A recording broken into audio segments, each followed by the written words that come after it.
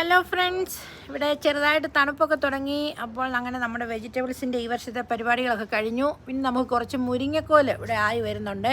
ഇത് മൂന്നാമത്തെ ട്രിപ്പാണ്. അപ്പോൾ ഇതായപ്പോഴത്തിന് നമുക്ക് വേണ്ട തണുപ്പായതുകൊണ്ട് ഇനി കുറച്ചുകൂടെ ഇത് മൂക്കാനുണ്ട്. അപ്പോൾ മൂത്തത് വേണ്ട ഞാൻ ഇത്രയും പറിച്ചെടുത്തു. വേണ്ടേ, ഇത്രയും കിട്ടി നമുക്ക്. ഇത് നല്ല പരുവത്തിനായ മുരിങ്ങക്കോലാണ്. അപ്പം നമുക്ക് ഒത്തിരി മുരിങ്ങക്കോല് ഈ വർഷം കിട്ടിയാണ് കേട്ടോ. എല്ലാ വർഷം കിട്ടാറുണ്ട്. അപ്പോൾ ഇത്രയും ഞാനിപ്പോൾ പറിച്ചെടുത്തതാണ്. അപ്പോൾ ഇതിൻ്റെയാണ് നമുക്ക് കുറച്ചുകൂടെ ആയി വരാനുണ്ട്. അങ്ങനെ തന്നെ നമ്മുടെ വെജിറ്റബിൾ എല്ലാം തന്നെ പോയി കണ്ടോ. നമ്മുടെ കുറ്റിപ്പയറൊക്കെ കണ്ടോ കരിഞ്ഞു. ഞാനതെല്ലാം പറിച്ച് കളയുകയാണ്. അപ്പോൾ ഇത് നമ്മുടെ മുറവാണ്. ഈ മുറ ഞാനിപ്പം കുറച്ച് നമ്മൾ വെജിറ്റബിളൊക്കെ അരിഞ്ഞതിൻ്റെ കളയാൻ വേണ്ടി കൊണ്ടുവന്നതാണ്. അപ്പം ഞാൻ പറിച്ചെടുത്ത മുരിങ്ങക്കോലാണിത്.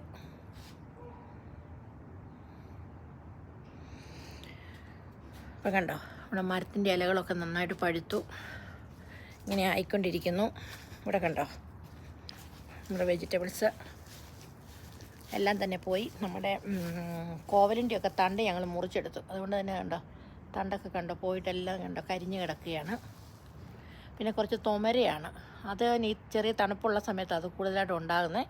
അതുകൊണ്ട് അതിൻ്റെ ഫ്ലവറാണ് ഈ കാണുന്നത്. ഈ പർപ്പിൾ കളറുള്ള ഫ്ലവർ അതിൻ്റെയാണ്. പർപ്പിൾ കളറുള്ള ഫ്ലവർ അതിൻ്റെയാണ്. അതുണ്ടാകുന്നുണ്ട്. ബാക്കിയെല്ലാം തന്നെ പോയി. അതിങ്ങനെ കൊലകൊലയായിട്ടുണ്ടാകും ആ തോമര. നമ്മുടെ ബീൻസൊക്കെ പോലെ തന്നെയാണ്. ബാക്കിയെല്ലാം തന്നെ പോയി. കണ്ടോ, നമ്മുടെ ബാക്ക്യാർഡിൻ്റെ അവസ്ഥ ഇപ്പോൾ ഇതാണ്.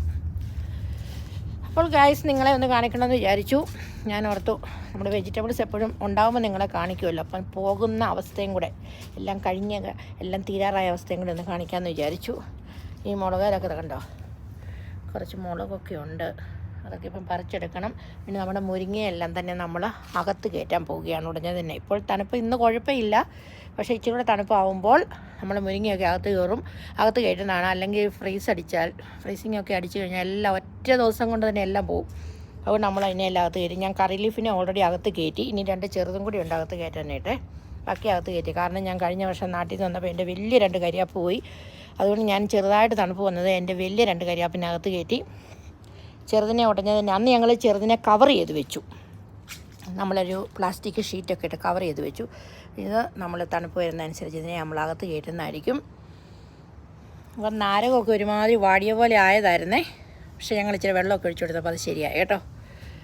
അല്ല, ഇപ്പോഴേ കയറ്റി വെച്ചാൽ എത്ര നാൾ അകത്തിരിക്കണം എന്നോർത്താണ് ഞാൻ മാക്സിമം കുറച്ച് കൊണ്ടുവരുന്ന അകത്ത് കയറ്റുന്ന സമയം. പിന്നെ നമ്മുടെ ക്യാപ്സിക്കം ഒക്കെ ഇവിടെ ഉണ്ട് കേട്ടോ. അതൊക്കെ ആകുന്നതനുസരിച്ച് പറിച്ചെടുക്കണം.